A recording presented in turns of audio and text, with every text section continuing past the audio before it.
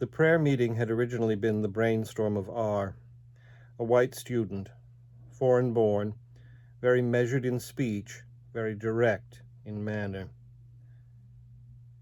There was first some uncertainty as to whether the prayer meeting should be held at all, because of the pressure of exams and the homegoing plans of students, many of whom would have departed by Thursday.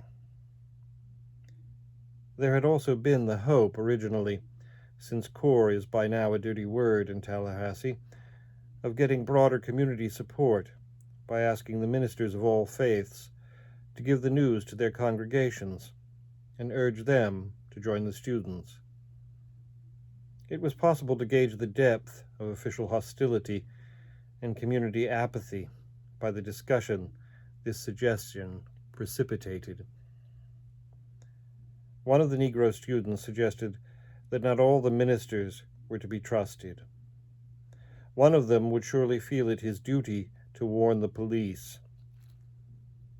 A white co-ed student protested this vehemently, it being her view that there was no possible harm in an open prayer meeting.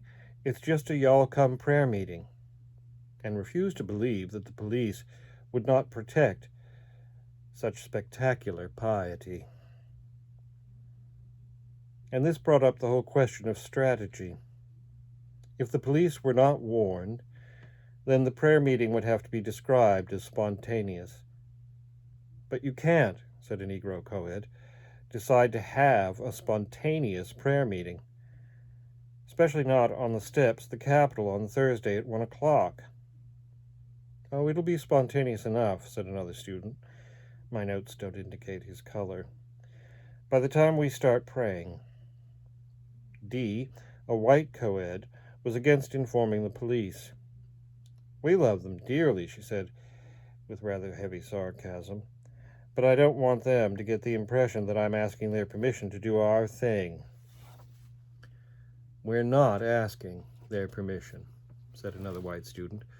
We have every right to have a prayer meeting, and we're just informing them of it. There's no reason, said the girl who felt that the police would not possibly do anything to peacefully praying people, for them not to treat us just like they treat any other group of citizens.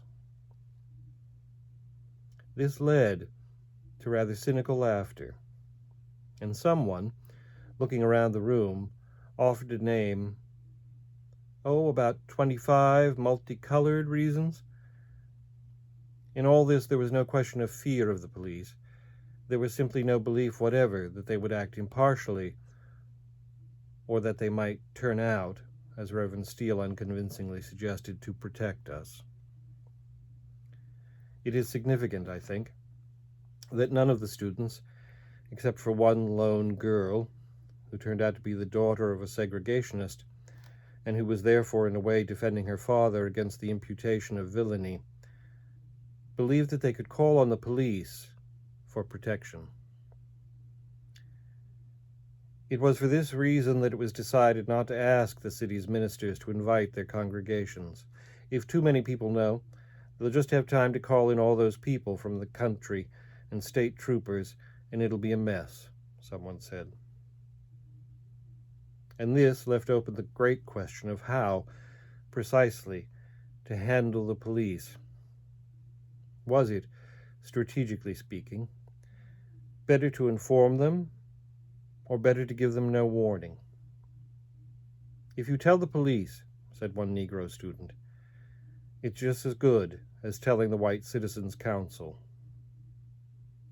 Again, it is significant that no one, white or black, contested this statement.